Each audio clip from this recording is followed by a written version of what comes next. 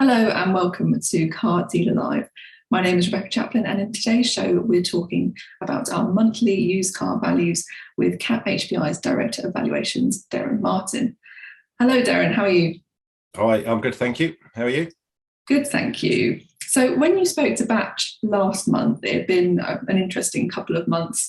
So, are we going to see the same sort of drops we saw in March and April in May?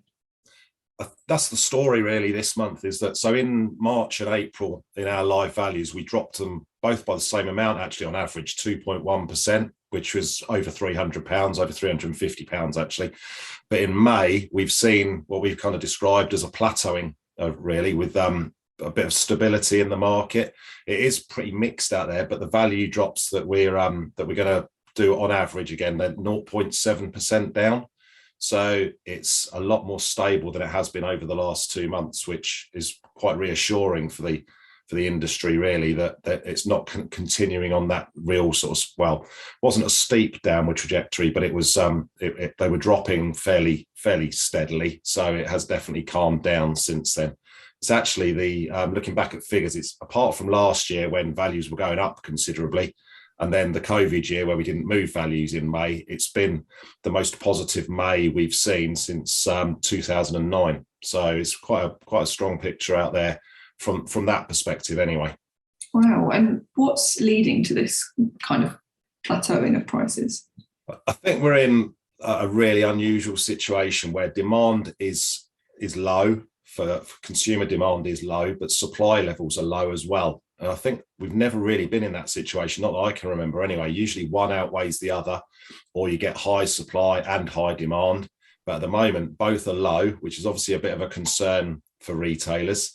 Demand being low and supply levels being low for sort of the auctions and that type of thing is a bit of a concern. But they seem to be sort of balancing each other out. And I think that's you can put a positive on that, really, because if there was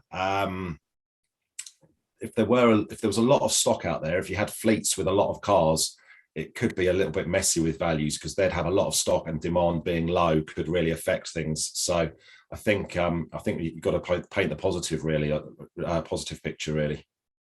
Do you have any predictions on how long that could last? Because surely having both of those at the same sort of low levels is only going to be for so long.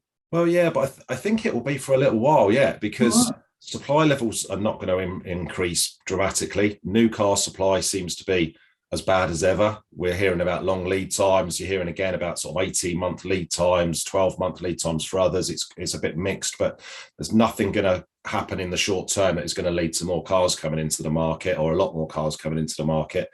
And I don't think the demand is going to drop away considerably, and I don't think it's going to increase considerably. You've got things like the bank holiday weekend coming up, which might affect things in the short term. Then you've got school holidays not a million miles around the corner.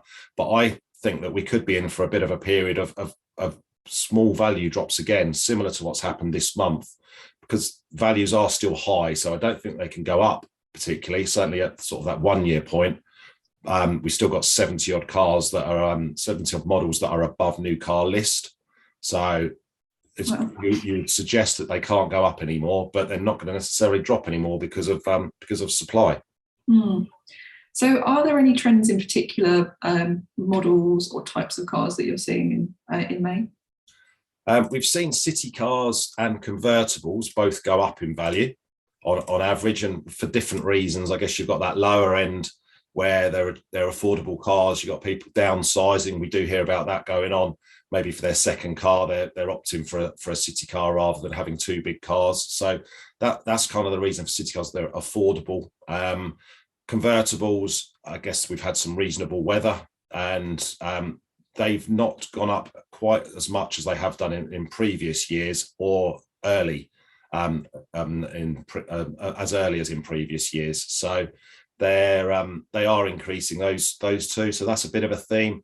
I would say that older cars are starting to come down now more than they have done previously. They outperformed younger cars, but those are now under a little bit of pressure. Maybe people at that lower end are a bit more affected by cost of living, so they're not prepared to buy cars at the moment, or not paying the previous high prices for them.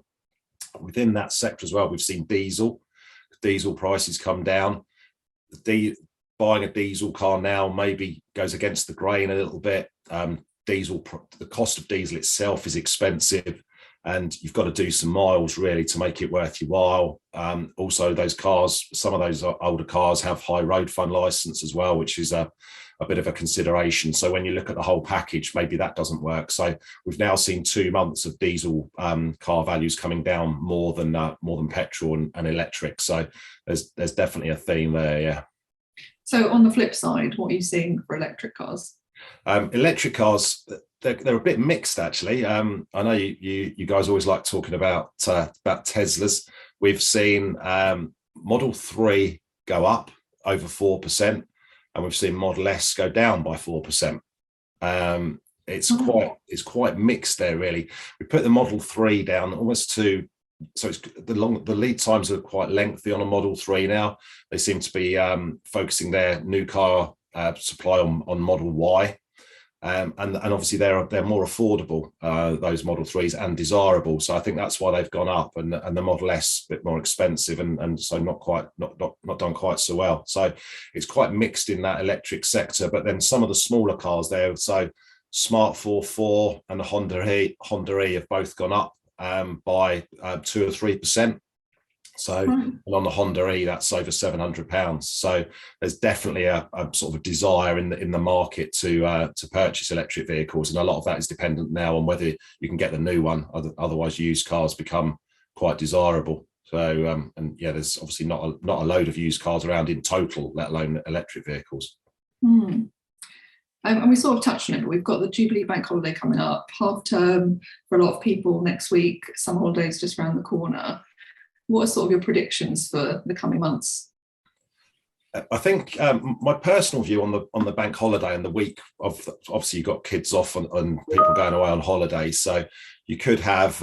I think it will be quite quiet for retailers, but we have spoken talking about stocking up a little bit for that, and they could have that weekend using their time off to go out and purchase. So I personally think it will be a little bit softer. Then it will recover again in June once we get into the school holidays. I mean, it's never been harder to predict what happens from a forecast point of view. So it's probably a little bit too early to say what will happen there, but it does tend to drop away around that time. But because of the stock levels, I think it will probably be quite stable for a period of time now, and we'll see small drops, but not seismic drops for the next few months. That would be my prediction really.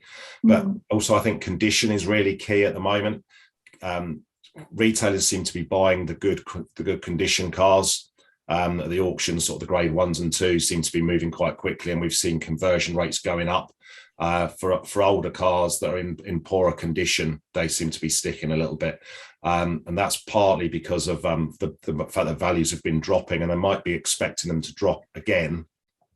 Why would you buy cars that need work, that are going to sit in your workshop for a few weeks? And especially because you can't get supply of quite a number of parts at the moment as well, because of issues in the world with war in Ukraine and COVID outbreaks in the Far East, which is affecting things. So I think condition is really key at the moment, as it tends to be when demand isn't quite as strong. So thinking about the month ahead, then, what would be your advice to dealers at the moment? I think they need to be wary, careful with what they buy. I think they could be a little bit more confident in buying cars that may need a little bit of work, because we don't think that there's going to be seismic drops coming over the coming months. I wouldn't be stocking up in huge numbers, because I don't think demand is going to improve anytime soon. Cost of living concerns are still going to be there. But I think with a little bit more confidence than maybe there was a month or so ago, that the market, that demand and supply will be fairly well balanced.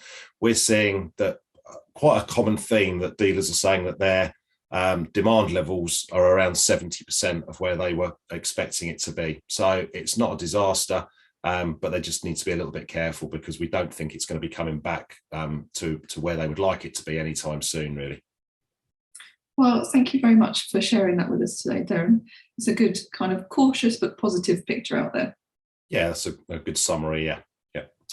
Well, thank you for watching as well today. That's all from Car Dealer Live, but we will join us again soon for another episode.